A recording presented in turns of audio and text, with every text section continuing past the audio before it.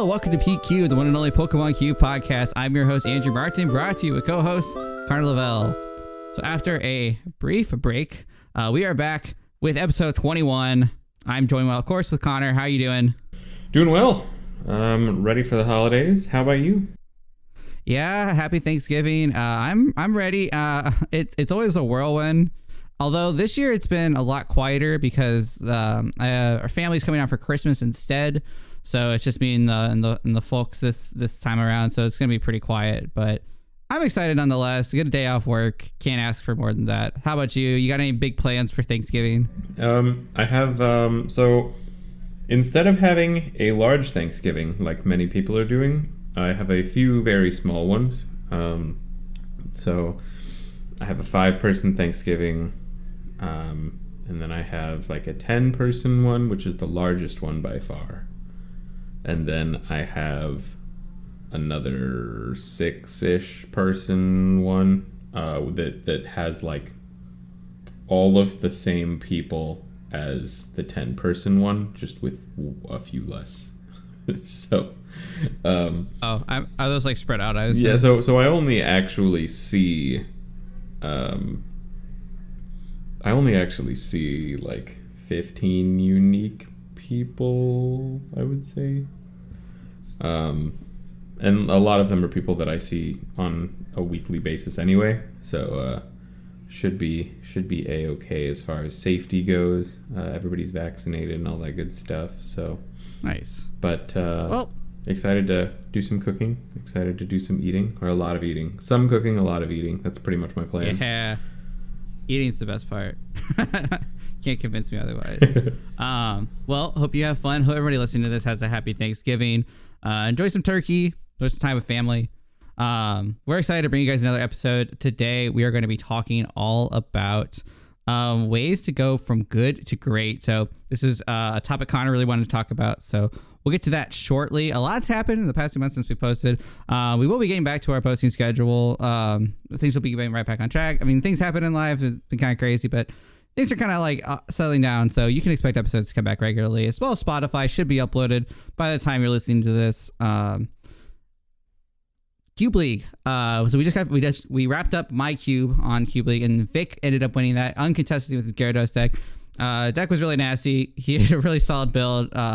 Really good also field for Gyarados, because there was a lot of Blaziken decks that were really good. And Gyarados just kind of took it down. So shout out to Vic. We are in our November Cube League now with the Mysterious Players Cube. I am not playing in this league, unfortunately. But Connor, you are playing in this league. How have you enjoyed the cube so far? How are things going? I go back and forth on this cube. It's very nostalgic. Like, it's well built. It's well balanced. There's nothing wrong with it or anything. It's just, the consistency is on the lower side, and there can be some games that feel kind of sacky in one way or the other. So, trying to distance myself from the variance and like the feels bad moments, but alas, I did lose the second round, so I'm 1-1 on some bad matchup for sure. It's probably my worst matchup in the field, and I definitely didn't play it perfectly, but I had a lot of feels bad moments as well. So hopefully I'll be able to turn it around from there. I do think my deck this league is stellar, potentially the best deck I've built in the last year or so. So really happy with it. Just hoping that it doesn't betray me, which is always the goal. Yeah, it always feels bad when you feel really good about a deck and then, things happen. But we are, like I said, I didn't say what cube we're playing. We are playing MP Singleton Shop Cube. So Singleton meaning it's just a single copy of every card, meaning if there's a computer search, only one computer search. Although in this cube there is the old computer search and the new one, so maybe that's a bad example. But that's kind of where like the consistency sometimes come through, is like you only have one copy of every single card. But there is a shop. I don't think have we ran a shop cube for Cube League before?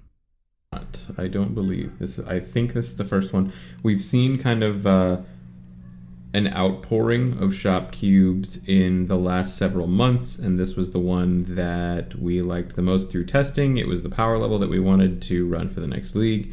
It was in a good spot on balance, even when it was just released. So hard to argue with all those things. And I do believe it's the first one we played for the league. So that was fun. It allows you some reliability, especially in a singleton context, because you can pad out your consistency or pick up that basic you're missing, things like that. And I actually really value the ability to patch up your basics because that can allow you to invest in other lines that you might not otherwise be able to get into. So just lots of neat stuff that come from the shop aspect. I do think that this is probably the best balanced shop I've ever seen. It's pretty small, which is my only criticism of it. I would like to see more choices that you could make, more cards you could take from it. But all of the cards that are in there feel very purposeful, and they also feel like they are well costed, which is, I find, a rarity. So been enjoying that aspect of it a lot. Yeah, if you guys want to check out the cube list, links will be in the description. But yeah, it's an interesting concept. I like the shop part of it where like you have coins you can spend to buy cards from the shop. Helps the draft also feel a little bit less like variance heavy because you didn't find maybe the consistency cards you needed, or you get in those situations where, oh my gosh, I need to take my line topper, but also this consistency card's really good in here. It helps knowing that you have those options in the shop too. So really like that idea. I'm interested to see what comes out on top. We'll be following that too during the podcast. But let's get into a crack a pack, as it has been quite a bit of time. So Connor, I believe you has a pack for us right now. I do indeed. So this is a pack from this month's Cube League Mysterious Players MP Singleton Shop Cube. I chafe at the name every time, but it is here to stay, I fear. So in this pack, we have Empoleon from Diamond and Pearl with Ice Blade and Aquajet. Riolu with Detect and Jab. Palkia level X, not the G, just the base one, with Restructure, which is Double Gust, and an attack that is rarely relevant, 3 for 60 and move an energy to your bench. Pokemon Flute, which is Target Whistle. Nightly Garbage Run, which is Super Rod. Porygon 2 with Mapping, which allows you to search your deck for a stadium when you evolve into Porygon 2. Pokemon Trader, which is Communication. Superior Energy Retrieval, Weakness Guard Energy, and Town Map. I didn't realize when I picked out this pack how many of the cards in this pack have references either prior to their release or closer to the current time. Yeah, that's actually true. I actually didn't realize that Palkia level X was Double Gust. I always thought it was Escape Rope, but I've never actually played against a Palkia level X, so I wouldn't know. Yeah, it is a very, very powerful Pokepower, but it takes a very specific deck for it to work because Palkia itself has 3 retreat. So I mean, Pokemon definitely knew how powerful the power was, and it did end up being successful anyway, with cards like Flygon that allowed it to have free retreat. But yeah, incredibly powerful ability, even so. All right. Well, this is quite the pack here. We were kind of looking at this now. I mean, you have several really good options here. The Palkia level X definitely has strength. I don't know, and I definitely agree. I think in the right deck, it's very good. I'm a little bit shy to take it on the pack 1 because it is a singleton, and there's only one other copy of Palkia in this cube that it can level up from. I don't think it can level up from the SP, right? Okay. And so there's no Palkia in the shop, so you are kind of limited to the other Palkia. Granted, there's not a lot of reason to take the other Palkia without the level X, so just not something I'm very excited about pack 1. Nightly Garbage Run, I always love looking at recovery, especially in a singleton cube, because your best attackers are limited to a single copy. Most generally, so you're working with a wide array of Pokemon. It generally helps be able to get those back, especially the ones you need. So Nightly Garbage Run is a really good recovery option. It's like Super Rod. Obviously Pokemon Trader, just really good consistency card. Communication itself obviously played in many decks back not too long ago. So I can look at Trader being a really high pick here. I think Superior Energy Retrieval doesn't get the credit it deserves as being as a insane recovery option. Especially, I know there are there's Welder in this cube. There are decks like Raichu that benefit from like having multiple energies in their hand. So it's a Voltage Shoot with the level X. So that card can be very powerful and actually quite a bit of decks. So I do really like Superior Energy Retrieval in this cube.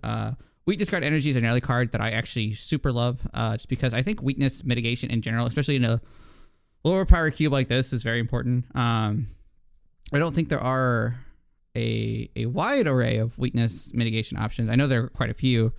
So being able to have options like that, as knowing your opponents probably won't have the same options, is like a huge advantage.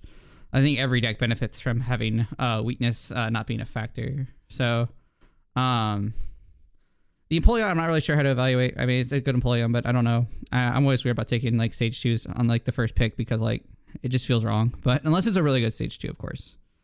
So I'm really torn between like quite a few of these cards. Because the Pokemon Trader, I think, is like the safest option. I think the you can't really go wrong with item consistency.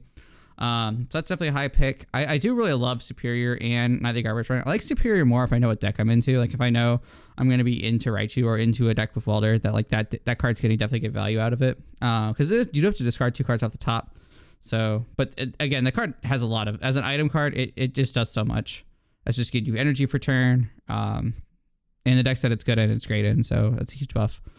I guess I failed to mention Town Map. Town Map's kind of interesting in this kind of setting too, because it is a singleton cube. So I think your prizes matter a lot more, I would guess. Obviously, Connor, feel free to correct me whenever I'm done here, but I think Town Map would be kind of interesting in decks where you're really focused around certain build around cards that you need access to, and you don't have stuff like Azelf. Actually, a copy of Gladiator is given at the top, though, now thinking about it. So Town Map kind of loses a little bit of value in that sense.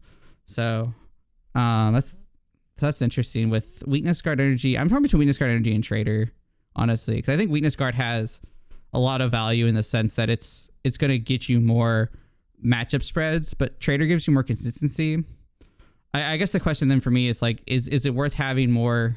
Is there enough consistency for me to reasonably expect, that the pass up something like that? I do think something that like Weakness Guard provides is just safety in a lot of your bad matchups, and there's a lot of colorless requirements in a lot of these attackers, so I feel like on a lot of lines that I'd be in, I'd feel safer drafting this card in than like if it was like a different cube that maybe this wouldn't work with. But for the power level that we're in, and that I think weakness is that important, I'm actually going to take the Weakness Guard energy, which might surprise some people, but I think it's actually very important for your matchup spread. And Connor, I'd be really interested to see what you are going to take in this cube. I know you've ran this quite a few times, so interested to hear your thoughts. I think that your pick of Weakness Guard energy is interesting. I don't think it's wrong necessarily, but I will talk about that. I will say, for starters, a couple of things. As you said, Town Map normally would be a decently valuable card in Singleton. I still don't love it because it doesn't really do anything, but getting the Gladion here for free makes it a lot less powerful. As far as my pick here, that's a tough question. So I'm not as opposed to taking a stage 2 pack 1 pick 1 as you are. I do like taking stage 2's pack 1 pick 1 if the pack doesn't have a significant reason to take something else, or if I think that's the best stage 2 in the cube or the best stage 2 in the line. Then oftentimes I will be taking stage 2s early. I'll be speculating. However, this pack does have lots of reasons not to go into that stage 2. There are a lot of cards that it competes for, so probably not a card that I'm going to take in the first pack. But in other cases, I would absolutely take a line topper in the first pack, especially in a cube with as few cards as this one has. As it is a 576, but you still have to build 60 card decks. So for the actual league, we had 4 packs of 18, and that was it. So the faster you can get onto a line, the safer you're going to be. That said, there are quite a few cards that this is competing for. So Palkia Level X is one of the biggest standouts to me. Getting it this early means you're going to have more options to enable it. It's going to be a lot easier for you to prioritize those Float Stones, those Retreat Aid Dodrios, cards like that appropriately. Whereas if you get the Palkia late, then a lot of the time you're not going to be able to enable it. Nightly Garbage Run, always an excellent card, just having premium recovery. Pokemon Trader is almost optimal search. I think the only thing that would be better is Luxury Ball or so. Pokemon counts in this cube generally run pretty high, so Pokemon Trader is pretty much always live. I do like Superior Energy Retrieval. I appreciate your call out of it. I don't think it really competes with a lot of the top cards in this pack, but I do like the card a lot in the cube in general. I think it's underrated by a lot of people. Just being able to get 4 energy back with a single card is very powerful.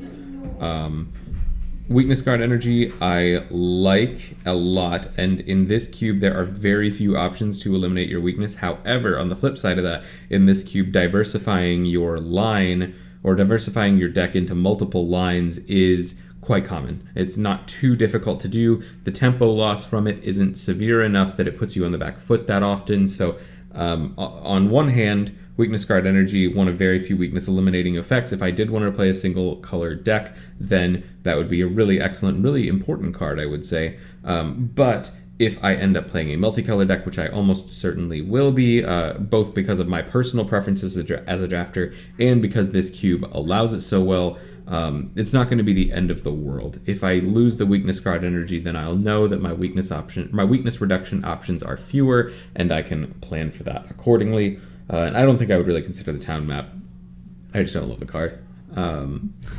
Fair. So my top 2 cards really are Pokemon Trader, Palkia Level X. Palkia Level X I generally think is an incredible card. In this cube, I originally thought it was an incredible card, and now I've actually come down on it a little bit. I don't think it is quite as good as I initially thought, because you don't have as much control over your board, in the sense that, if you have a Lapras, you are almost certainly going to need to play that Lapras in a game.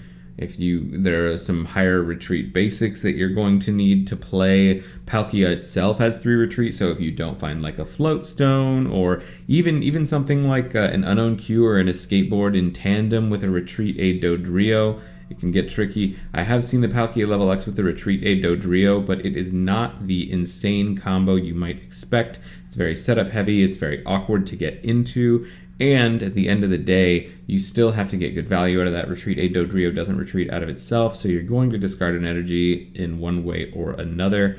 So it is a powerful card, but it is a lot more constrained than I originally thought when I was evaluating this cube, whereas Trader is normally an excellent card, and in this cube I think it's even more excellent because Pokemon counts do tend to be so high. Ultimately, I think it would just be up to my mood that day. What do I feel like playing? As ridiculous as that sounds, it definitely has a big impact on how I draft. If I'm absolutely trying to win, I think I would take the Trader, because I have seen far too many cases where Palkia is not particularly useful, or it's too difficult to enable, even when picked up in the first pack. That said, I think Palkia Level X could be an absolutely excellent pick out of this pack, and I would not look at anybody funny for doing it. I think this is the best time in the draft you could possibly get it, because you can draft a line that works better with it. You can draft the pieces at a higher priority, so this is a great time. However, I don't think the Gust in this cube is as powerful as it often is, and I don't think that Palkia is quite as easy to work around as it might be in other cubes. Yeah, definitely well said. Yeah, I never looked too closely at Palkia Level X in the past, just because, for one, I started playing in 2017, so those cards way before my time. But looking at it now, I definitely could see a case for it. Interesting. Was it played often back in the day?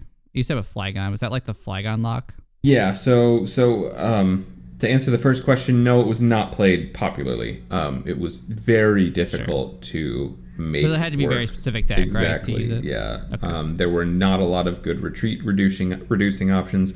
That said, Flygon from Rising Rivals did give this card a lifeline, in the sense that it allowed it to finally have free retreat, and very easily have free retreat as well. Flygon Rising Rivals had the power Rainbow, or the body Rainbow Float, which said that any Pokemon in play that had a basic, or that shared a type with a basic energy attached to Flygon had free retreat. So it made Palkia an excellent option, and it was a big part of the Flygon lock deck, with Memory Berry and Sand Tomb Trapinch to trap a Pokemon active. So it definitely had its time in the sun. However, the format wasn't quite so conducive to it as it might have been in a different era, with cards like Floatstone, you basically just had switch and warp point, and nowadays even then that would probably be enough because decks very commonly play heavy counts of switch, but that was not the case back then. It was a 2 of at most, usually fewer. So Palkia didn't really have a lot of opportunities in its time. That said, in Cube, there are a lot of ways throughout the history of Pokemon to make it work, and you've always, as soon as I see the Palkia, I'm always going to be looking for ways to turn that into an asset every single turn, or at least more reliably. But when it was in Standard, it didn't have as many opportunities. Well, there's your Pokemon history lesson for the day. And yeah, very, very nice analysis of this pack. If you're listening to this and you want to let us know what you would pick, let us know on our YouTube channel in the video in the comments. Let us know what you would pick from this pack. Be interested to see. And I think that's going to wrap us up for this Kraka pack here. When we come back, we're going to be talking about how to go from good to great. Just here in a second. We'll be right back.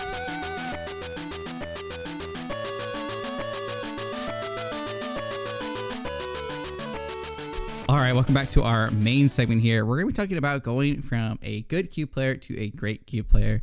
This is one that I've been talking with Connor a lot. He's really excited to talk about it. So, Connor, I'm going to let you lead this one since I know you've been preparing this topic on your own. So, where do you want to start with this?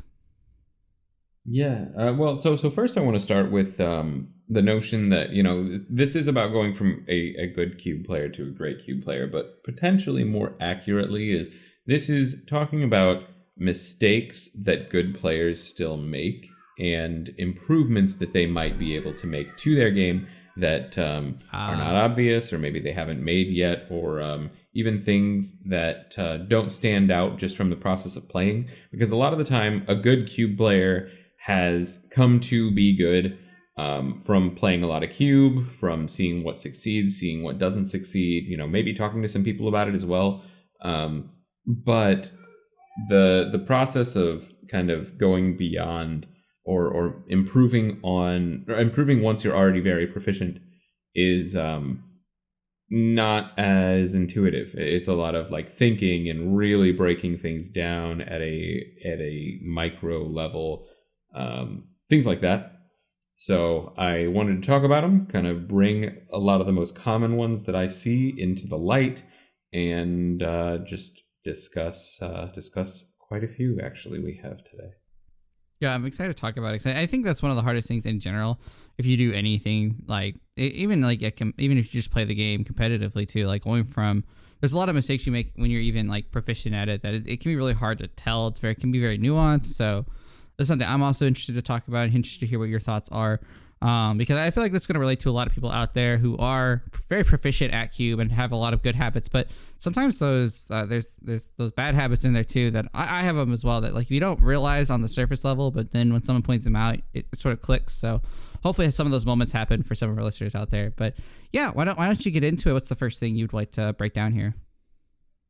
Yeah, so my first point that I want to touch on is experimentation with different deck ideas, with different archetypes, different strategies, even down to the card level. Different cards, different Pokemon, different trainers.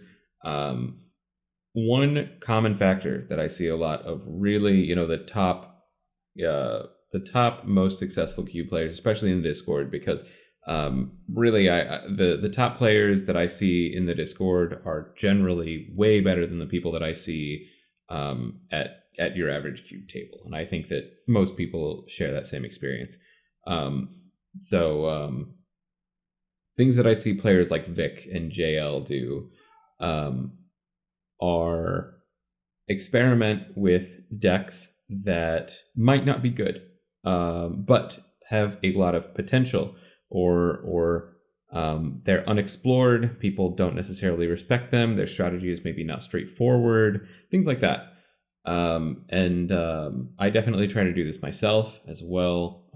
If I see a line and I think that it has potential, even though, maybe it takes some setup or it needs some certain stuff to enable, I do try to make those things work. I think that's really exciting. I think it's a really big source of my fun in Cube, is making interesting stuff work. And it's something that I see a lot of players shy away from. So a really great example of that is JL playing Unknown in the Coin flip cube. Now, I know that there were quite a few people playing Unknown in that league, so JL was not the only one that tried this, but JL definitely looked at an archetype that, at least to me, was very difficult to understand, and I think a lot of people shared that, and JL realized the pieces of that archetype that really pushed it to the top of the pack.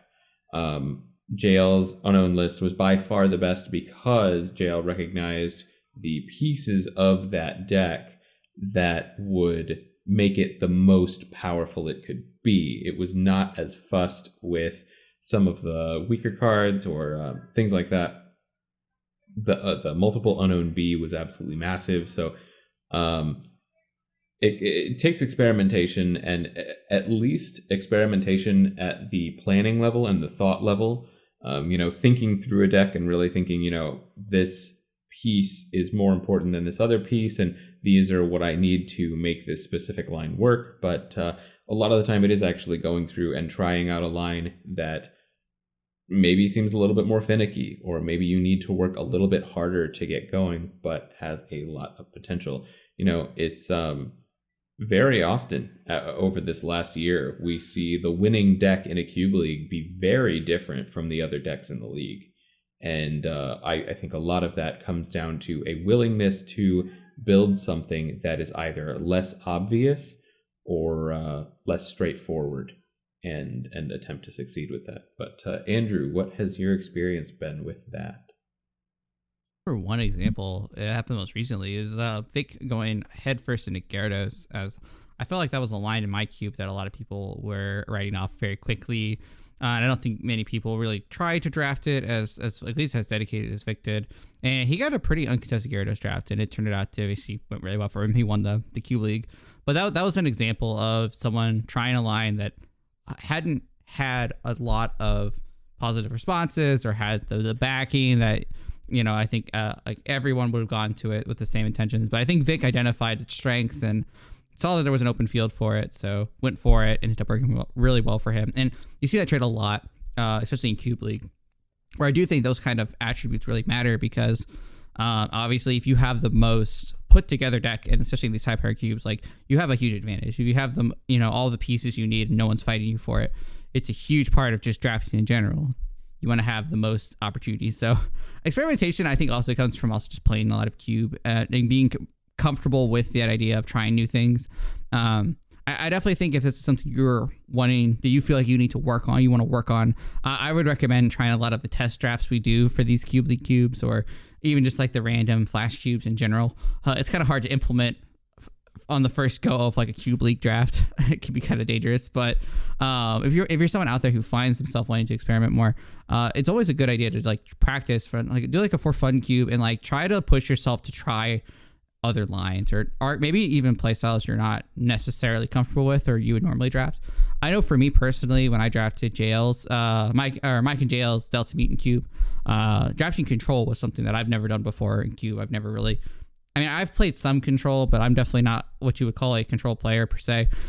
So that was a really fun experience, but that's something I hadn't really tried before. But I saw the pieces in the cube to make it work, and the draft could have lent itself to that. And it ended up working out really well. I got into the top 4, which was really exciting. Or maybe it was top 8, I don't remember. But that was an example. I think if I'd gone with another line, I might not have had the same success, because the control deck was just very different, and it allowed me to play a lot of unique games that I don't think people were necessarily ready for. So it gave you sort of an advantage because people weren't as familiar with how your deck worked, that playing with that sort of experimentation benefited from that. So those are like sort of my examples for how experimentation I think you could implement, and also like how it would benefit as far as like cube players go. Yeah, absolutely. That's another really great example, and one that I totally blanked on in that moment. But it really, really exactly talks or references what I'm talking about here. One other thing too is that I see really good cube players, good drafters, good builders build these very cookie cutter 4-4-4 one line or 4-4-4 line or whatever, a thick line of their main guy. They've got some tools to support it, and that's it. That's the end. those decks, if I see a new cube player build a deck like that, I'm really happy for them, because that is a deck that functions, it executes its game plan, and that's great. But that is not the kind of deck that is often going to allow you to really break through. And of course, consistent decks are excellent.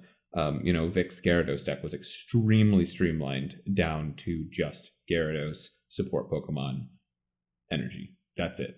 But there are also a lot of decks that break free of that also do exceptionally well. And I do see a lot of players who are good drafters and they build good decks who are not willing to kind of break outside of that mold of, okay, I'm going to draft a thick line of a single Pokemon. That's going to be my line. I'm not going to play anything to deal with bad matchups. I'm just going to try and do one thing as well as I can. And that only gets you so far most of the time. Usually you need to account for those bad matchups in some way. If you really want to excel, you need to think beyond just the original scope of the deck. Or you need to think in a more specific way and really boil that deck down to exactly what allows it to be the most powerful it can be. An example being Vic's Gyarados deck, JL's Unown deck. Both of those were a very streamlined strategies, but they were boiled down extremely to the points that made those decks as powerful as they were. So that it all kind of plays into experimentation. But moving on to number 2, our second point is tied to experimentation, which is why we've got it at number 2, because they play kind of hand in hand, and it's breaking with or diversifying your main strategy or line. And this can mean a lot of things. This can mean incorporating other Pokemon into your deck that kind of diversify your strategy. This can be pulling in support Pokemon from other lines that might incorporate well into your main strategy.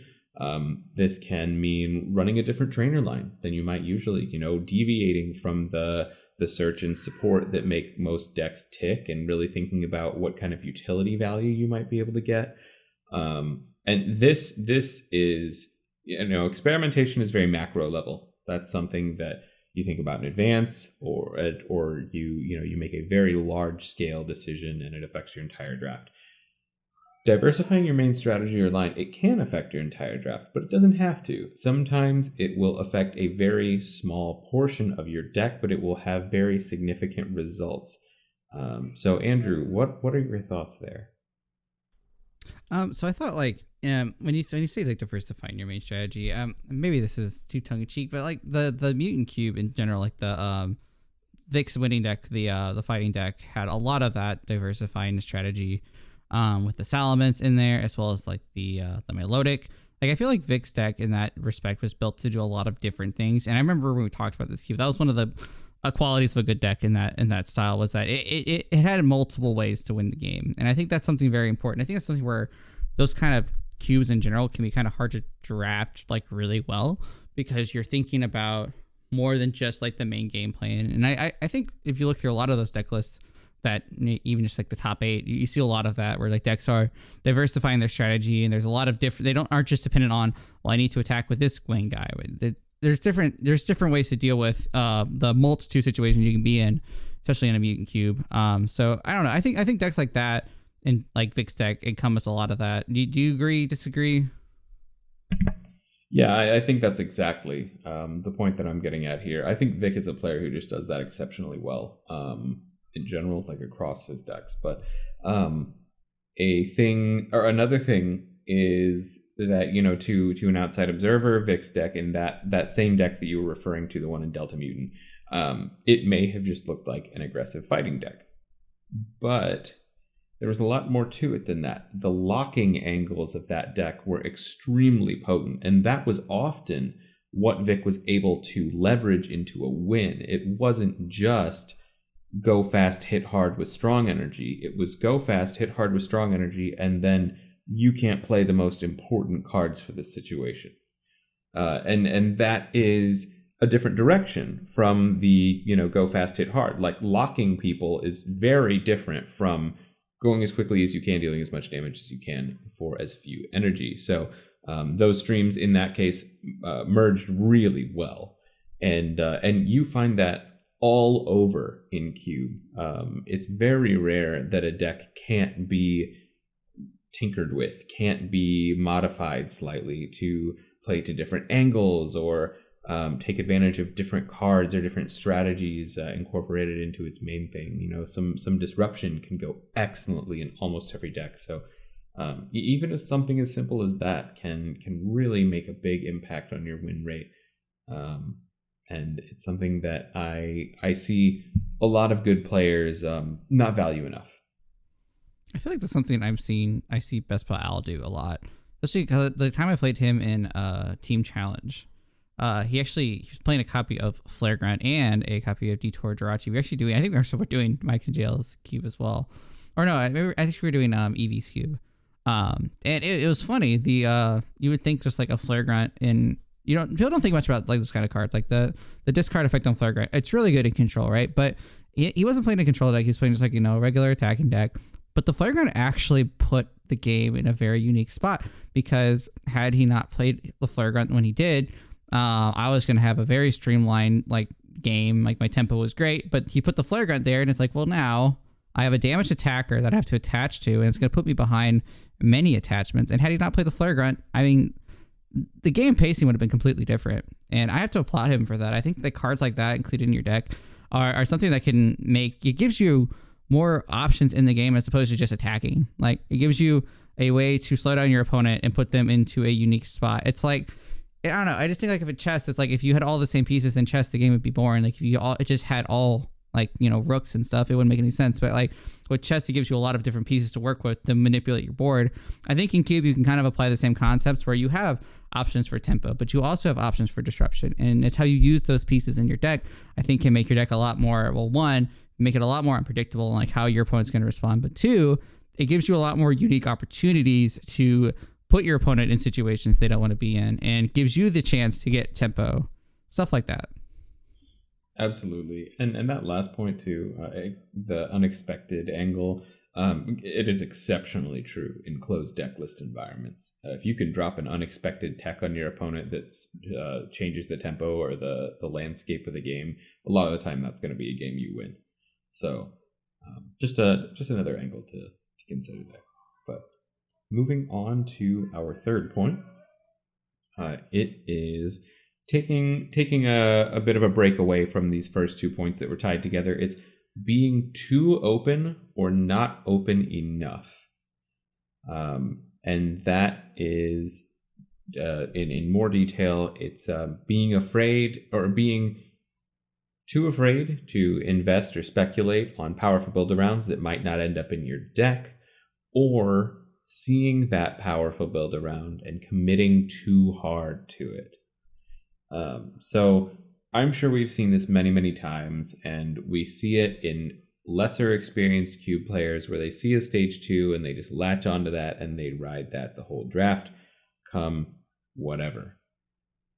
But even good players do this. And what I see a lot in good players and good drafters, like experienced ones, because, a new player could be a good player and drafter as well. A lot of what I see is people being too open, being too afraid to commit to a card early on that might create a very powerful deck or very powerful opportunity for them. They are essentially, maybe they take a powerful consistency card or maybe they take a medium consistency card. I do see some players really avoid committing to anything for a long time. And that can oftentimes result, that will almost always result in a good deck. It will. It will often result in an excellent deck. Or not an excellent deck, but a good deck. A deck that does what it's supposed to do, a deck that doesn't have a lot of competitions, you will find what's open, that kind of thing. But it will rarely result in the best deck, because by the time you commit to your line, you've already missed some critical synergy pieces that could allow your deck to really, hit that next level and break through the ocean of good decks that we see in pretty much every league. those key synergy pieces, those key enablers, those key build arounds that you may have missed. That line is open now, but there are parts of that line and parts of that strategy that you'll never see because you weren't willing enough to speculate into those things. So that's the being too open side.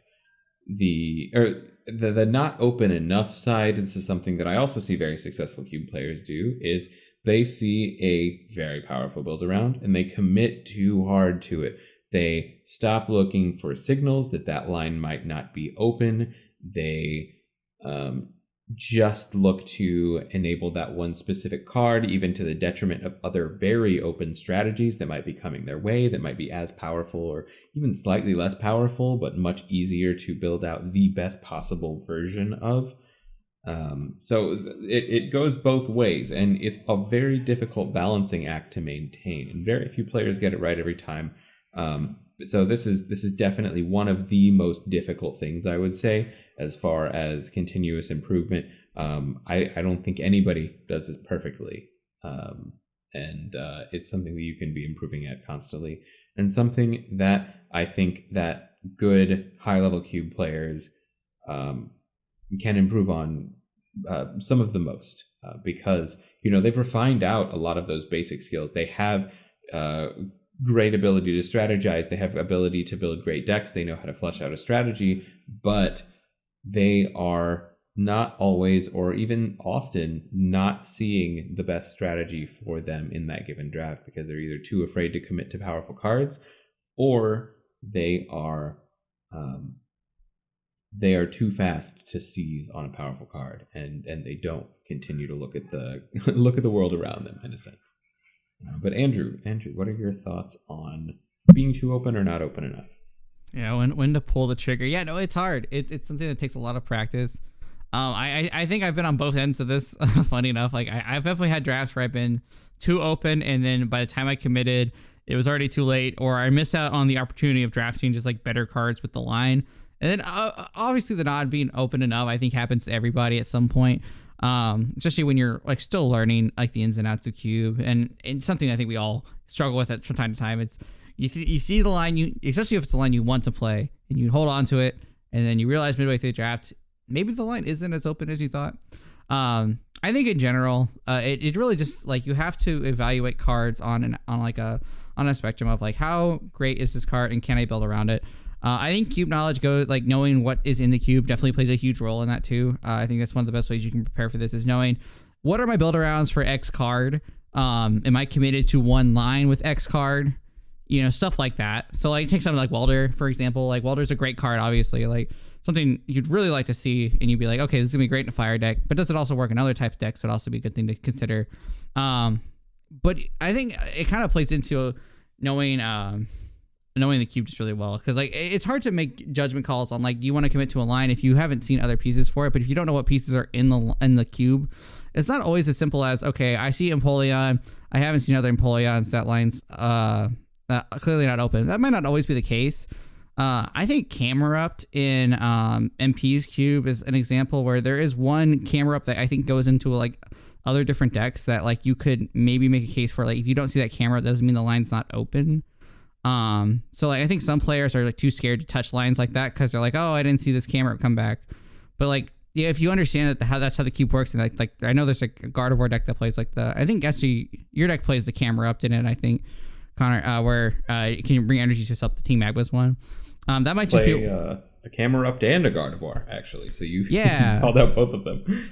Right on, yeah. So like that would be a card that if you're drafting Camerupt, you might think, well, I'm not going to get that Camerupt, or I didn't see that Camerupt come back, so like I'm not going to commit to a line like that, and you pass up all the fire pieces. But like if you understand how the cube works, you'd be like, okay, well, I don't need that Camerupt to build a Camerupt deck. I am saying Camerupt a lot in this episode. I apologize. But you get what I'm trying to say. I think in some aspects where people like don't understand the signals or don't understand the cards that are being taken, they might be more gun shy on certain lines, but like you really just shoot yourself in the foot and you miss out on those opportunities to draft like a coherent fire deck because you see the Camerupt not cut back, you don't take the Welder. But you don't take the Welder, then the Blacksmith comes around and you're like, okay, fire might be open, but you've already missed out on the Welder. That's kind of the thing. It's like you got to understand when to commit, and that sometimes just stockpiling good cards and like early in the pack works out. Like, it's okay to take a welder even if you're not in fire, because there's a chance that, well, one, now that you have the welder, someone else isn't in fire.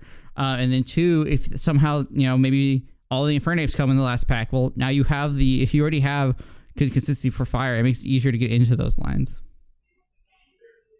Yeah, I mean, if you go pack one, pick one welder, even against, some solid consistency stuff, because you recognize that welder is a really excellent card and it can enable a lot of decks.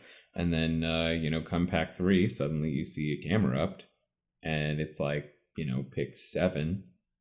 Well, it starts to look pretty decent that you might be able to get into that Camerupt, take advantage of that welder, and despite not being on your line until pretty late, have a really excellent deck out of it. So things like that, they happen all the time. I would consider myself a pretty aggressive drafter in the sense that I will go after multiple strategies and multiple build-arounds in the early part of the draft. Because I want to have the best version of a deck that I possibly can, and that happens constantly in my drafts. I'll start off in a certain direction, but I'll have some really strong pieces for other decks, and then maybe I'm not seeing quite the cards that I want to see. Maybe it doesn't seem like the line that I started on is quite open, and I'll pivot onto one of those lines that I have some of the build-arounds for. So, and then it turns out very well. So that happens a lot, and it's something that I think that a lot of players could get more experience with. Yeah, I mean, when I draft, I like to have, if I have an idea what line I'm going to get into, I like to have like other options. So like if option A doesn't work out, does my line synergize with other lines that I could make work? Or judging by what I'm seeing at the table, do these pieces that I have work in other decks? And then as the draft goes on, you can make that confident decision. But I think the worst is when you just commit to a line early and then you have no plan later. So we're like, it's like building the car without the engine. Like, I see a lot of players, they will get some of the line and then they'll feel really confident about, I'm on this deck, my deck's coming together great. But like, let's just say they don't have like the critical piece that makes the deck work. They just have the line toppers. Well, then you don't really have the deck. You have the shell of a deck that could work. But then you get to the end of the draft, you're like, oh, I didn't see quote unquote X card. And then they're sad. And really the thing you have to look at is like, does your deck have like function during the draft? And if it doesn't, what can you do to make it functional? So like, if you have good pieces, what decks do they work in? You know what I'm saying? Yeah, definitely. And I think it's not necessarily just a matter of functioning, but it's also a matter of really getting the most out of it. Most value. That's definitely like what you were calling to. But just to put in, very specific terms, for sure, getting the most out of the line that you play. You don't want to play a half-baked deck. You don't want to play a deck that has a line and it doesn't do anything. You want to play a deck that has really great synergies. It has a great line, lines. Those lines are enabled to be as powerful as they can be, or at least as powerful as they can be given the cards that you saw. And you want to be in that situation every time. You don't want to be in the situation of you have a nice thick line and you have no good synergy pieces, no good cards that push it farther. Yeah, it's always great when you get like the build arounds first. So something like a Jamming Ampharos that you can make work, as opposed to having the deck that's perfect for Jamming Ampharos and then you don't get Jamming Ampharos. Like, that's always the worst situation in my opinion. Absolutely. And it happens all the time. Like people commit too hard to situations. People commit too hard. They don't diversify enough. They don't find powerful synergies enough. It happens all the time. So,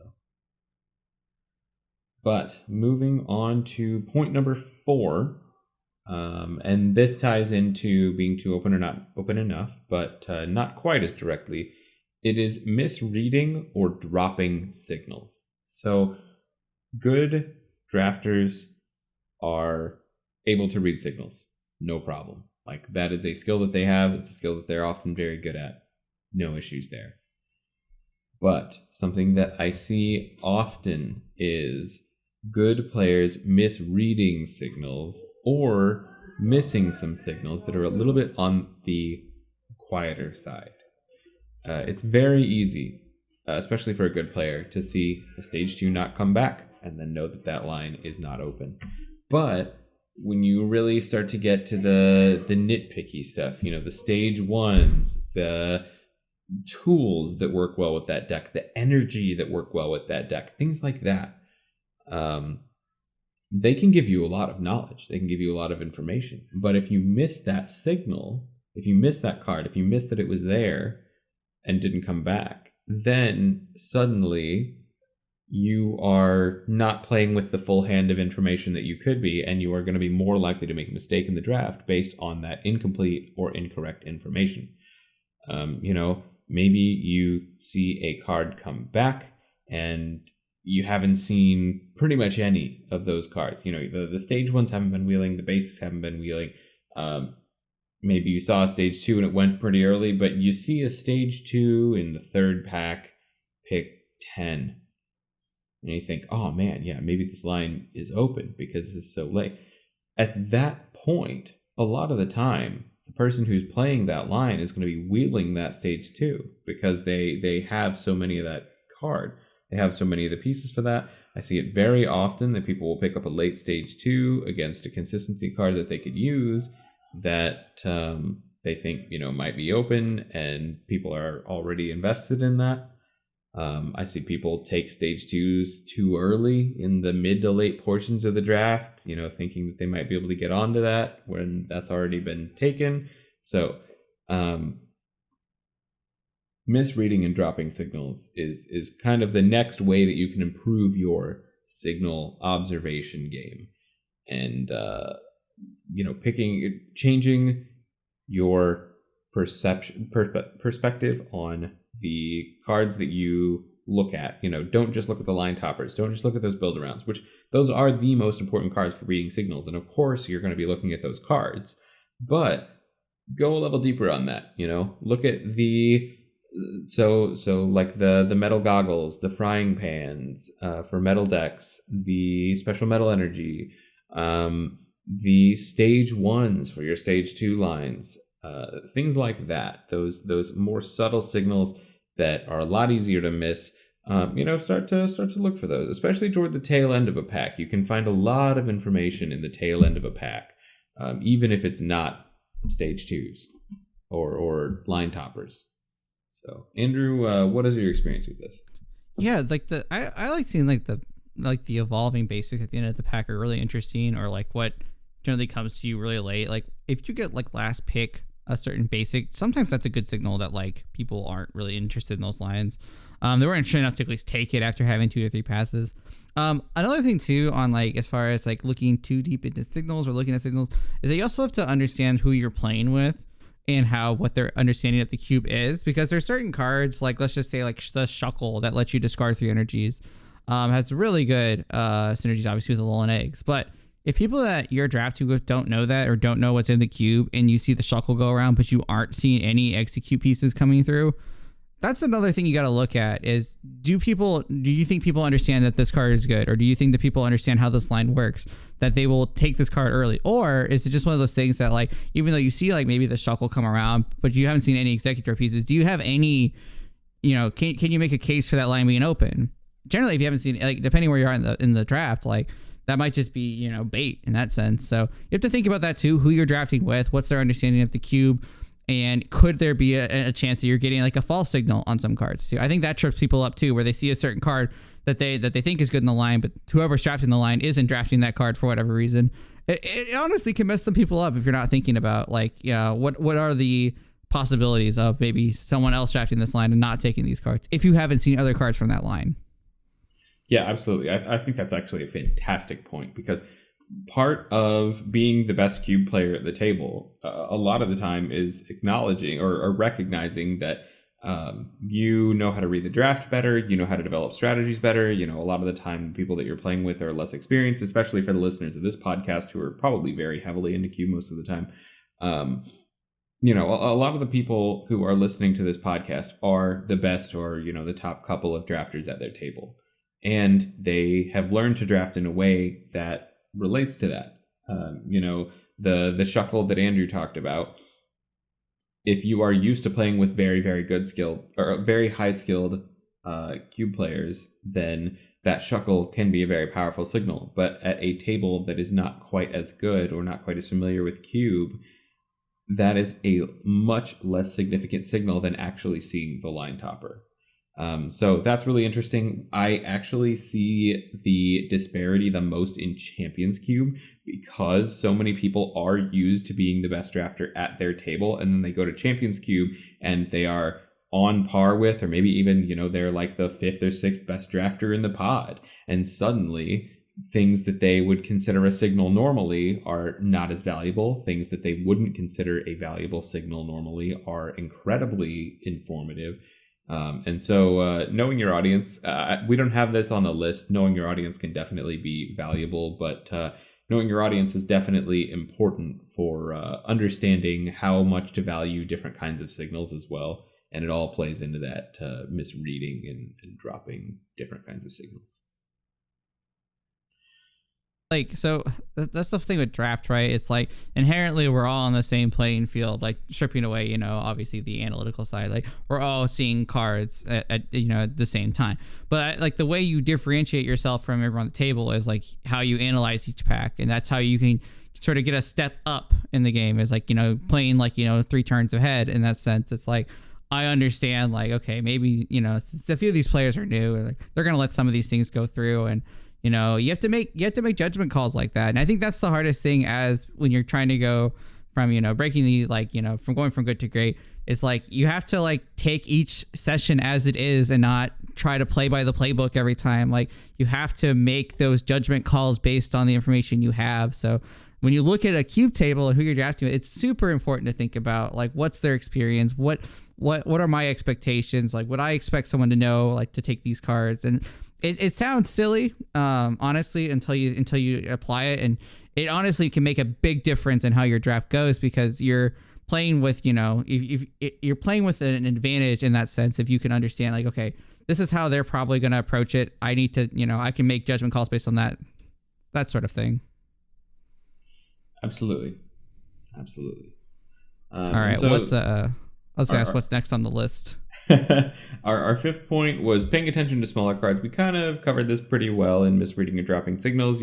Paying attention to those smaller signals, the stage 1s, the basics, the tools, things like that. I've seen a lot of drafts where pack 1, a whole bunch of a stage 1 or basic come through. Players not really paying attention to those. Pack 2, they pick a stage 2 of that line early on, and then they end up with a split line because one person thinks they have an open line and the second person has taken a stage 2 in the second pack, and they think that, maybe it's less likely that somebody is on that. So I've seen that. We've already covered it pretty well, so I'm not going to dive too deep into it. But the 6th point on our list is, this is, again, we're taking a departure from the last kind of grouping, and this is strategic evaluation. And a lot of the time this has to do with advanced preparation, but strategic evaluation also happens on the spot. And what I'm talking about is evaluating the strength and the needs of decks and lines or strategies within a cube. So this can be essentially assessing what a line might be able to do, what it needs to be able to do that, how difficult that is going to be able to get both in the draft and how difficult that's going to be to accomplish in the game, what some cards might be that could allow you to get to that more easily, more efficiently, more reliably. All of those things are in that macro level strategic evaluation. I see a lot of players who are able to look at, for example, a fighting line. They see the line itself. They see what the line is able to do, which is, step number 1. That's the most important thing. And they see strong energy. Strong energy is great. But maybe they don't see the Regirock Stark Mountain combo. Maybe they don't see the special energy recovery that would allow them to reuse that strong energy an extra time or even 2 times. Maybe they don't see the Dark Porygon 2 that allows them to continuously flip to put their Stark Mountain back in play. Things like that, really looking at the fringes of strategies or the cards that will allow the strategies to be as powerful as possible, really recognizing what the weakness in a strategy is and figuring out how to patch that up. or figuring out what the strength in a strategy is and figuring out how to push that further and make that even more reliable, even faster, even more powerful. So Andrew, talk about strategic evaluation. What's been your experience with that? So I definitely think this is something that plays into both being a cube player and a cube builder, because they kind of go hand in hand. Because as you look at other people's cubes and understand what makes lines, tick, what makes lines work, what makes them work even better, I think that influences how you build your cubes as well. Something to take a note for people that are really interested in cube building side too. I think this also comes from also just playing a lot of cubes in general. Like you get a feel for seeing different decks. I know for me personally, I've just seen like a ton of different combos that people pull off just by drafting a lot of different cubes. Nothing too crazy about that, but I think you learn over time, like more tips and tricks. Like, I mean, today I didn't even know what Palkia Level X did, but now certainly I'm going to be thinking about, okay, well, what kind of decks could I make this work in? Now, when I see it in other cubes, I'm going to think, okay, is there a sort of flag unlock deck that I could maybe build around? Or if there anything like that I could maybe, try to incorporate in my strategy? Stuff like that. Just you learn more as you go. This is kind of a hard one to just like, I think just pick up and learn. But I think if you, unfortunately, in current era, we have a wonderful resource, Cube Koga, to actually go look at cubes, and you can spend time studying cubes. But I think one of the best things you can do that's in surplus and in supplement to also drafting a lot is looking at winning decks and looking at decks that have done well in Champs Cube or in Cube League or those kind of things. Because I think that's where you start seeing the synergies. Like if you were to take a look at Mike and JL's Delta Mutant Cube at Vic's deck that we talked about before, and you can look at the deck and see the different strategies he's gotten through. It kind of gives you a heads up view on like different strategies and helps you then approach maybe even just that cube in particular of what those lines are capable of. Now, granted, some of those cards aren't in the cube anymore, but you can take a second to look at, okay, what makes this deck great? What are components of that deck that make it work? And you can repeat that process for other decks that have won Cube League, other decks that have won Champs Cube. I mean, decks that we've talked about on the podcast. I think if you spend time to look to see like what makes these strategies work, it makes your evaluation of lines going forward that much better. So when you're taking a look at maybe other Gen 4 cubes outside of whatever wins, MP's cube, you can take a look at what makes those decks work, and then looking at other mid-power Gen 4 cubes too, you probably can take notes from there as well. So I think in summary, like I would just, for one, I think the more you draft, the more playing with better players will teach you things. And then also just taking a look at what the best decks have done can clue you into strategies. Yeah, absolutely. I do completely agree with you that this is definitely one of the hardest things to sit down and try and actively improve. Like this is something that comes from playing a lot of cubes, seeing a lot of decks, a lot of the time seeing other people win with decks. Or if you're a person that likes to build lots of different strategies, then maybe this comes after you went 1 and 2 a time or two with a deck that didn't quite pan out, but then you went 3-0 with a strategy that you'd never seen before, and you tried it out and it worked really great. So strategic evaluation is something that you can always improve on. This is something that I'm always improving on. This is something that I don't know if I've ever seen anyone where I felt like, they had the pinnacle of strategic evaluation. Like they knew exactly what cards to draft, exactly what cards to put in their deck every single time to make it as good as it could possibly be. And of course, more experienced players, players who have thought about it more will be at an advantage in this situation. And a lot of the time they will be the players that do exceptionally well in most drafts. But at the end of the day, this is definitely the piece of this list that I would say is the most about continuous improvement. Well, it's interesting too, because like, cube, well, I guess going like what's fundamentally involved with cube is that like you're taking cards from different eras generally and putting them together, and then the cards become so much less what they were in that era, but what they are actually as they are. So like you take different cards like Jamie Ampharos, for instance. Like how does that card fare with like a bunch of other different Amphiroses? And then you take a whole span of maybe 5 to 6 years of Pokemon, put them together. So now you don't have to just look at the card in its format, but you have to look at the card's actual strength. And I think that's where the strategic evaluation gets really interesting, is that you have to really understand how the game works and how the game works in the context of a cube, and then figure out how those cards play nicely with each other and what cards seemingly have the edge on each other. So like you have to have a lot of cube knowledge, a lot of cube experience, and you have to apply those together. It's really challenging. So don't feel frustrated if it's something that maybe you don't quite get the first time. I mean, that's something literally everybody has to work on. So if you feel like you're struggling with this, definitely like reach out in the cube help channel. I think if you just talk to people about cubes, like talking about cube, I think is one of the best ways to improve on this as someone who's maybe starting out trying to work on these kind of skills. You learn a lot just by talking with other people and talking about cube. And I think that's where I've learned the most from personally, as far as like what cubes, like what certain cards can do and like how you can pair them with other things. Just talking with other people about cube, I think, is one of the best ways to improve your evaluation on cards. Yeah, absolutely. So look, the summary of that point is look into cards that are kind of on the fringe of your line, see what cards might be able to enable your line that aren't built in, and always be looking for new synergies that maybe you haven't seen before. But moving on to number 7. So one more point after this, and we are through our list. But number 7 is a very measurable one after the fact, and it is wasting deck space. So it's very easy after a cube to look at your deck, or much easier at least, to look at your deck and say, wow, this card was not that useful. It was not what I expected it to be.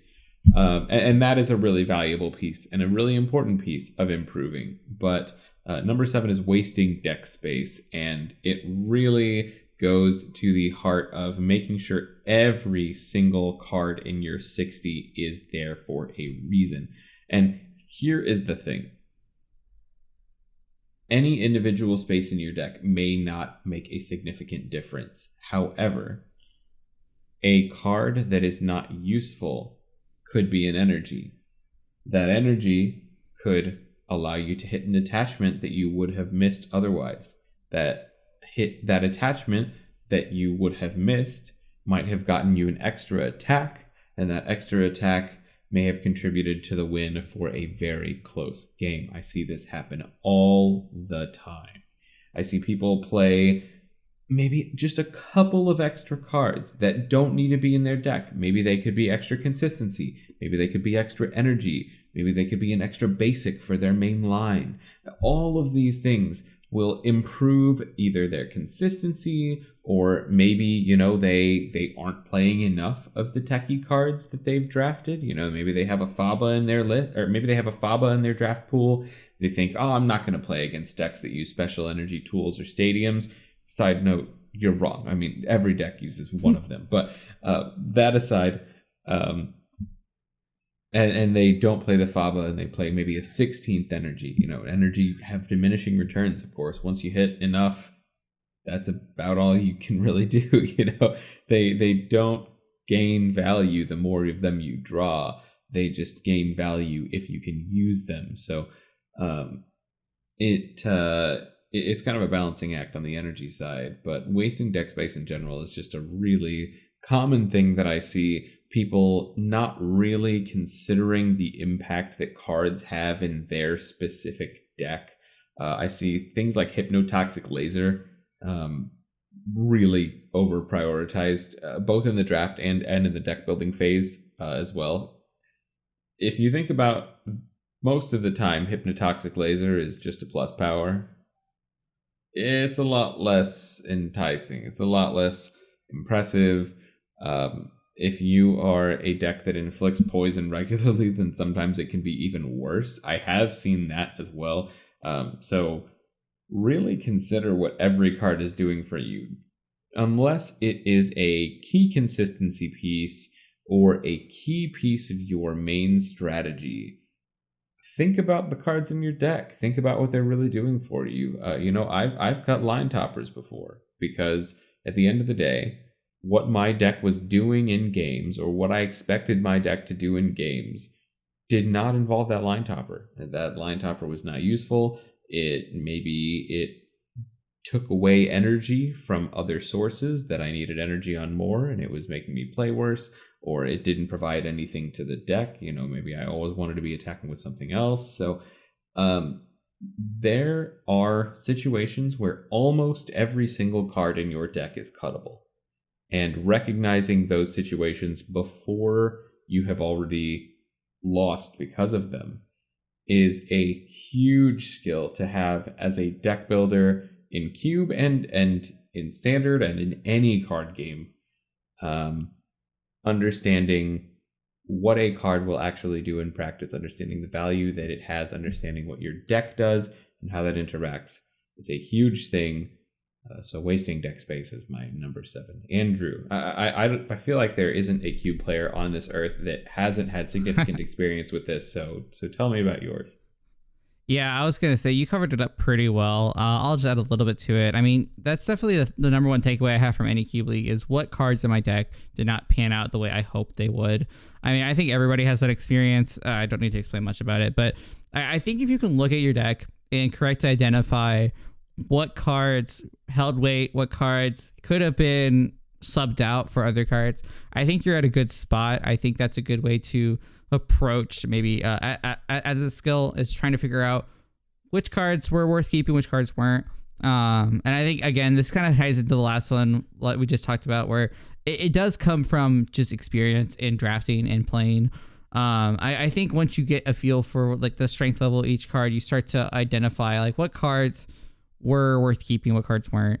And the nice thing about this skill, I think, is that it carries over from power level to power level. I think sometimes too, where you can figure out like, okay, like, well, I guess you can figure out like what cards were great in like this certain mid power cube to the next mid power cube, and same thing with like high power cube. Like it's easier to identify cards within power levels in my opinion. So like you can figure out, you can take that information from cube to cube much easier once you take time to identify. And I think that, like, again, if you just draft more often and then look at your deck list afterwards, I always recommend just like, if you're drafting in person, I would take a picture of your deck just to like have as reference so you can look back at it. But also in Cube League and then Team Challenge, like you have the convenience of Cube Koga as well.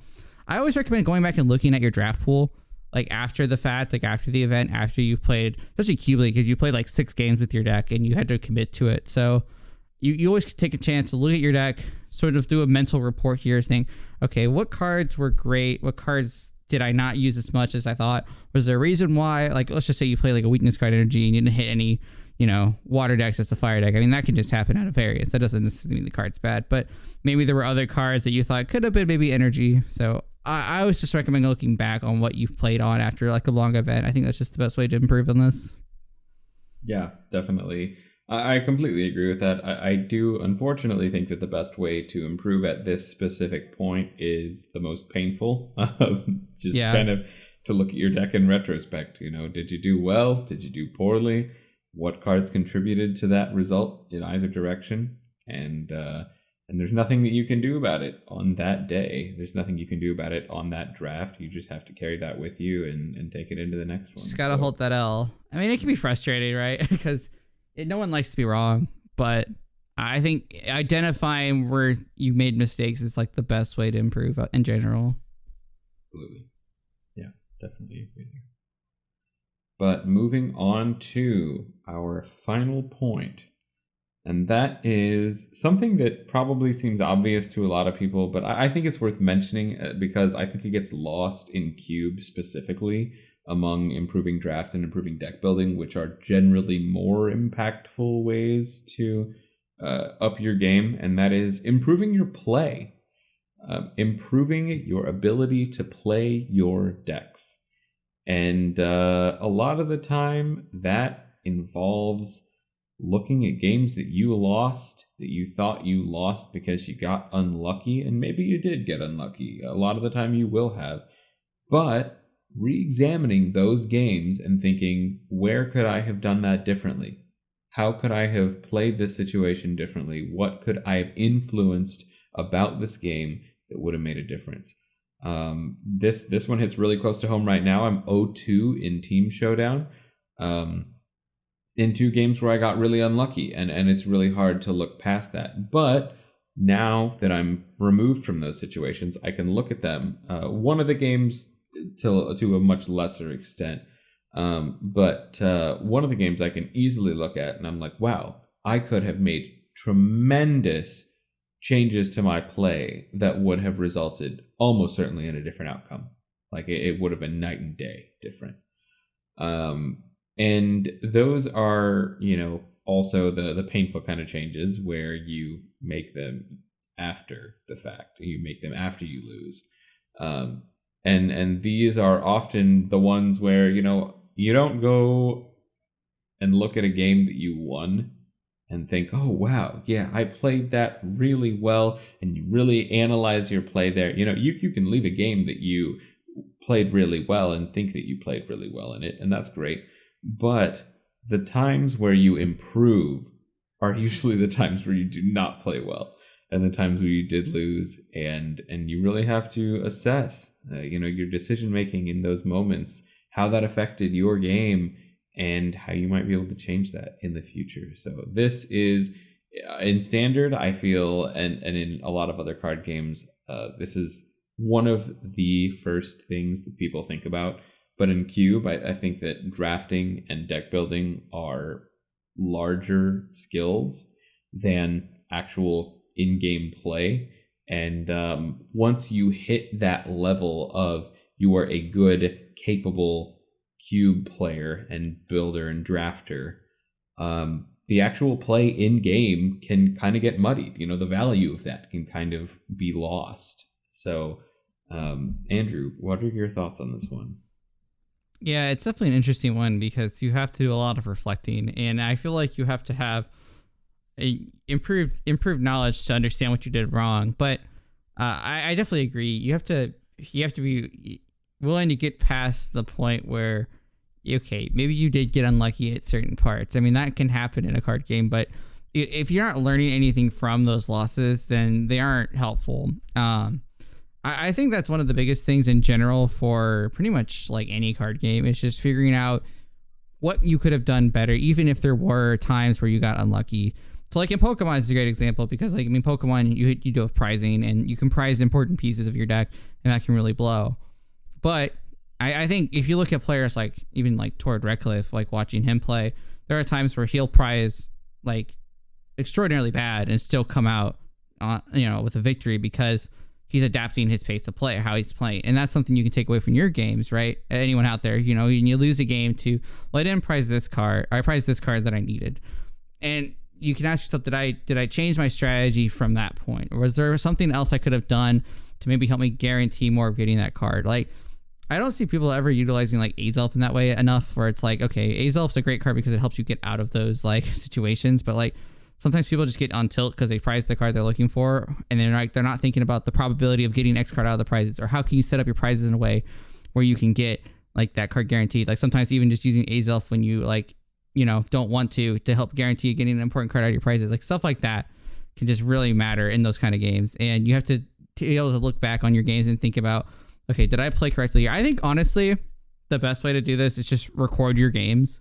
And look back at them if you're really trying to like dive deep into how your play is. Watching yourself back and recording can be some of the best knowledge, especially when there are opportunities to do that. When we have Champs Cube, we don't have the P3 series right now, so can't really do that. But if you have like any type of screen recording, I think it's pretty much on any computer. Like you can screen record your games if you're watching on tabletop. Probably harder to do in person, but I imagine if you have a tripod, it's probably not too hard to figure out. But honestly, like I know this from also just being like a musician, like watching yourself play as a musician is like the best way to like see how you're doing. But watching yourself play this game back and then going back through your mindset, like, okay, what decision did I make here? Would I still have made that decision? That's the kind of thing you can look at and really get a lot of information from. So to summarize, if you're wanting to really improve your play and you feel like you're stuck at this point, I highly recommend recording yourself playing a few games of Cube and seeing if you still would have made those decisions maybe like a day later. Yeah, absolutely. Recording yourself can be a phenomenal way to improve quickly and effectively. It just takes a little bit more effort, which most of us are not so keen on. I know I'm not. I'm pretty lazy in that sense, but Yeah, and one thing that you mentioned too, and one thing that really resonates with me, I think my single worst quality as a player is when I get unlucky, I start to play worse because I understand that I got unlucky, and that kind of absorbs my thinking. Like, oh man, I got so unlucky in this game. Like, I'm in such a worse position because I got unlucky, and I stop considering the angles of play that could get me out of that situation, or at least considering them as closely. So that is a really big thing for some people. Some people have the mental fortitude of I can't think of a good comparison. Some people have incredibly good mental fortitude, and even if they get terribly, terribly unlucky, they will still be able to weather through that with no issues. I am not like that. Most people are not like that. So that is one thing that I think is quite difficult, is to really assess your play after you got lucky, or after you got unlucky. Think about where you could have done better, how you could have improved the situation. Because I hear a lot of people talk about how they got unlucky. But it's very rare for me to hear about how people got unlucky and they misplayed. When in reality, a lot of the time they did both. So.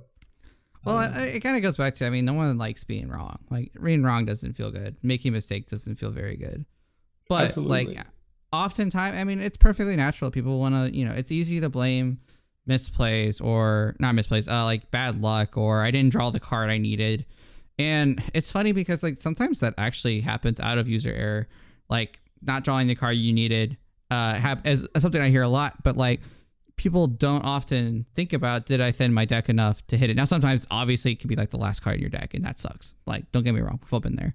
But I've seen other players say, oh yeah, I didn't hit this card I need, but they had a 20 card deck, and you're hitting 4 outs. So you have to think about too, is there things I could have done to influence that? Did I put myself in that position because I had to, or was that just a line of play I went to and it didn't work out? That's just a lot you got to think about in a card game. And I think in Cube in particular too, you have to really analyze, did I really maximize my opportunities there? And I think for the majority of players, I think a majority of players can say no. There should be a lot you should be able to look into. So yeah, I think that could be the hardest thing. Playing off tilt definitely sucks. Tilt's real. Recognizing that tilt is real is important. I think every player out there goes through tilt, and if you can manage tilt well, I think it helps you a lot. Yeah, and I take frequent trips to Tilt City. It's probably one of my most regular vacation destinations. So I consistently a 90-degree angle. Definitely resonate with that. But that is the last of our points. Thank you so much, everyone, for listening so far, and we will be back shortly.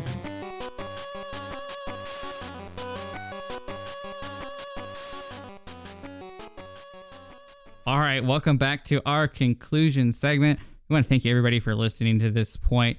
I'm really happy to be back. I'm very excited to be talking about Cube again. It gets me fired up, ready to talk about Cube on future episodes. So we should be back to hopefully our normal schedule, or at least as normal as it can be. The holidays can be a little bit weird, but we are going to try to release episodes more frequently. So just take a little bit of a break. Life happens. We're not going anywhere, I promise. But thank you to everybody who's been patiently waiting for us since. That said, Connor, anything going on in your life since we've had quite a bit of time since the last episode? I don't know. Probably lots of things. Yeah. Of course, Brilliant Diamond and Shining Pearl have come out since the last time we made an episode. I know Andrew and I have both been playing that, so that's been a great time. If you have not played Gen 4, I strongly recommend it. If you have played Gen 4 and you're looking for a nostalgia trip, I strongly recommend it. If you have played Gen 4 and you're not looking for that, I don't recommend it. So, that's the spectrum. Assess your situation based on your experiences and desires. But it's well put together. There are modern quality of life changes. There are also some kind of frustrating modern things going on that I would rather have not seen, but that is okay. Overall, I think they are very well put together and very nice games. But if you are not looking for the nostalgia trip and you've already played Gen 4, there's not enough new stuff for you. Yeah, I mean, it's basically like Diamond and Pearl, as you kind of remember. It has a few extra features, like Connor said. Some of them are kind of eh. But I mean, I just finished actually the main story of it. It's pretty fun. I mean, it's cool to play those games again, and they kind of add a little bit more to it. I do like the underground system in that game. It's cool how I don't want to spoil anything, but like, I mean, they added more to it, and it's different, but it works. I like it. It's cool that actually we can trade and battle online now. I mean, like, if you think back to like back in the day when these games first came out, like your best bet was to have like hopefully like a friend that had this game, and then you could like trade with them, or maybe try to use like the global trade system. But in this day and age, like, you can just talk to your friend over Discord and be like, hey, do you have this Pokemon? I'm trying to fill the decks. And they'd be like, yeah, send it over. It's that easy. But that's just something like I don't remember having as a kid.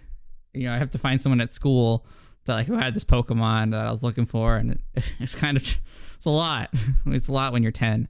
But now it's like I just hit up my buddy over Discord, and it's way easier. You just connect on the internet. I don't know, that aspect. Maybe I feel like kind of like a boomer saying that, but like that to me is just a huge difference playing through like, you know, an old game like this. Yeah, absolutely. I definitely get what you're saying. On unrelated notes, let me think. I've been replaying through my favorite game of all time, Final Fantasy 12.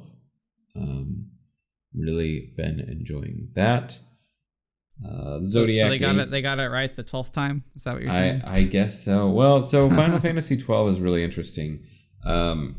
It has a different combat system from any Final Fantasy game and from any game I have ever played. It has essentially a system called gambits. And gambits are a fancy word for programming your ally's AI. It is shockingly close to actually like writing code, and I didn't understand that when I was playing it the first time, but now that I work in tech, I understand it very well. Like, you are literally just writing the code for your character's AI. It's like, if ally HP less than 30%, then use heal. Like, it's really that interesting. It's really like that. It's really that detailed. And I think it's amazing because the game flows so exceptionally well in most cases, because you will have a gambit set up for well, for starters, I will say the enemies are all visible on the overworld. There are no random encounters. I do not generally like random encounters. I think they really disrupt the flow of gameplay. They're pretty slow, but that is beside the point. That is one of the reasons why I love this game so much, because they don't exist. But maybe you'll have a gambit set up to attack the nearest enemy. So you walk into range of an enemy that would be hostile toward you naturally, and your character automatically starts to attack it. And then maybe another character, maybe it's a magic user, says, cast X spell if enemy is weak to this specific element. And then that character starts to cast that. And then maybe, this fight is taking a little bit. You're taking some damage, which is not usually the case for regular enemies, but for more powerful ones, it often is. You've taken some damage. You have an ally who does some secondary or tertiary attacking when they're free, but otherwise has a list of 7, 8, 9, 10 gambits that are cast buff on character. If character's HP is below this, then do this.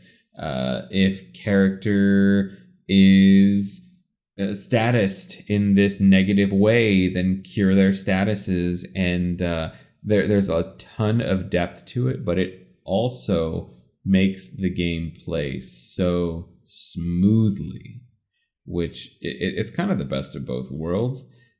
But the only downside I would say is if thinking about how you want your characters to act and planning for it in advance is not your cup of tea, then you'll probably not like the combat in this game. Fair enough. That's what wild, it is. Though. That's wild, though. That gives you so much control. I've never seen that does. Actually in a in a game before like that, like a like a video game like that. Like that's actually like super cool. Yeah, I love it. I mean, it's never been used in another Final Fantasy game. It's never been. I've never seen it in another game that I have played. Period. And Final Fantasy 12. I mean, it does other things really marvelously as well. Not just that. I do feel like that is really at the core of the game, though. So if you like that, then it's a great thing. And if you don't like that, then it will be hard for you to come around on.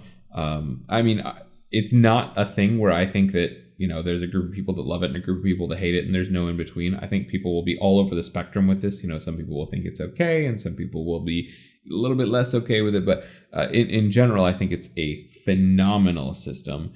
However, if it is not your cup of tea, but you can still tolerate it, Final Fantasy XII also has the benefit of having an absolutely beautiful world, given the time that it was released. You know, it was released in 2006. The remasters of the game are phenomenal. They do a really excellent job of preserving what is great about the game and improving on the parts of the game that are less great.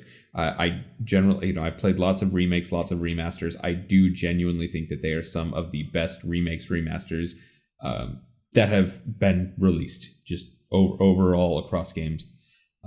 Absolutely phenomenal. The Zodiac Age, Final Fantasy XII, the Zodiac Age is what you can find it on almost every platform now in the modern era on. I know it's on Switch, I know it's on PS4, I know it's on PC. If you're Xbox One, I don't know if it's available. It probably is. But if not, then yet another long list of things that is not available to Xbox One players. I don't know. I'm sorry. But it's really fantastic. It has an absolutely beautiful world. It has one of the best soundtracks for any game I have ever played. It has a different a different track for every region in the game, which there are many of, fully orchestrated in the remakes, and it's just phenomenal. I love it. So I've been replaying that and really enjoying it. Andrew, have you been playing anything else recently? Yeah, I mean, like, so I've been playing a few different things. Playing a lot of Hearthstone Battlegrounds, and I just love auto chess, so that's been really fun. The new Diablo update, that's kind of so, but I do like the new armor system they just added. I've been playing a lot of Flesh and Blood, TCG, which is a newer trading card game to come out from New Zealand. And I think I don't know if we talked about it before, but I've been getting really into it. It's been actually, I played in a few of the regionals actually that have been happening. There was one in Dallas that was sealed, and another one in Orlando that was constructed. It's a very hard game. There's a lot of components to it, but it's really satisfying to play. It operates a lot differently than other card games I've played, because in this game, like, you don't have a hand size limit, but usually it's like 4, because it's kind of like if you play like DC Deck Builder, you start with your hand of 4. You don't discard at the end of your turn, but basically you draw at the end of your turn up to 4. So like you end your turn with like 4 cards, and then you use those cards to like block with, or you can play instants on your opponent's turns. But then when you come back to your turn, you're limited to those cards. So there's a lot of like resource management in that game, especially in like the deck building. The constructed format is just really nice. I don't know. I'm having a lot of fun with it. I haven't played as much Super recently because after Orlando, I've been kind of taking a little bit of a break to focus on other projects. But come next year when they announce more tournaments, I can definitely see myself playing a lot of Flesh and Blood, and I'm very excited about it. Yeah, I jumped on the train about the same time you did. Played some Sealed. I found out after the fact that this is not considered to be a very good Sealed environment for the current set, and I did not have a phenomenal time playing Sealed. I didn't love the starter decks either, although I did play an actual constructed deck that I enjoyed quite a bit. So I think I haven't been exposed to enough of the game to really enjoy it the way that it was maybe meant to be enjoyed. Yeah, I felt the same way too. I feel like you would really like the draft of this game. The draft for Tales of Aria is the set that the Sealed was from. Like, the draft actually is what the set was designed around. Which makes sense. Unfortunately, the Sealed aspect, there's like one hero in that set that's like way too good. But in draft, it actually is interesting because it becomes a parity between the three heroes. But yeah, the draft of it's actually really cool. But I mean, it's kind of like how Magic is. It's just a solid draft format. But yeah, the constructed definitely is where it's at. They have like multiple formats, but the constructed is like you have an 80 card deck that you have like basically you can use 15 cards of that for a sideboard. And it's just a lot of like applying your knowledge of certain matchups and like utilizing certain tech cards in certain matchups. I don't know. It gets really complicated, but like it definitely is satisfying once you learn how the game works, that you can like make really informed decisions. And like, I don't know, the game rewards you a lot for like just like being good at the game. And I like that. So it's definitely something I'm having to learn a lot though. So I'm excited to play more of it next year. But yeah, I think the constructed format's definitely the best way to play it. Yeah, I'll probably come back to it at some point. I just I think that my first experience with it was not ideal. I am always a sucker for drafting anything. I play Draft or Magic extensively, Arena and Hearthstone, whatever the draft format is in Runeterra. Is it Expeditions? I don't know. I briefly really fell in love with Runeterra, and I do think it's an amazing game, but I don't think it has the support that I would need to really make it a priority. But and then drafting games in general, I just love love drafting in general, and I could definitely see myself enjoying that in Runeterra, because Runeterra is generally a very skill-based game. There are a lot of decisions to be made. It is a very well-designed game at its core. I think I maybe just didn't experience it in the best way at first. So, but to any of our listeners, definitely give it a try. It is extremely different from Pokemon. Like, I do not know if there's a more different game from Pokemon in the current card game environment. But Flesh and Blood? Yeah. Yeah, it's very different. Especially in the sense that there's no pricing. So like your deck's kind of just like your deck, but then like drawing at the end of your turn, I'm still like I had to get used to that. I'm so used to drawing for turn, but like basically your turn, like your first action's kind of like how you start your turn, so it's like kind of weird. But yeah, if you're looking for something different, or or looking for just something that's like more combat based, like I think the game's got a lot of potential. So yeah, I don't know. You'll probably hear me talk about Flesh and Blood a lot on this side of the podcast, just because it's been my latest muse. But between that and Hearthstone Battlegrounds, just eating up also a lot of my time. But I actually really have come to really enjoy like BG. I don't think it's the best balanced game. Although I'd be interested to try Teamfight Tactics. But I think Battlegrounds has a lot of like just like unique situations it puts you in, and can be really rewarding. I think right now it seems like it's in a really good place. It's just I don't know if you've kept up with the recent updates. The armor system they added was really good.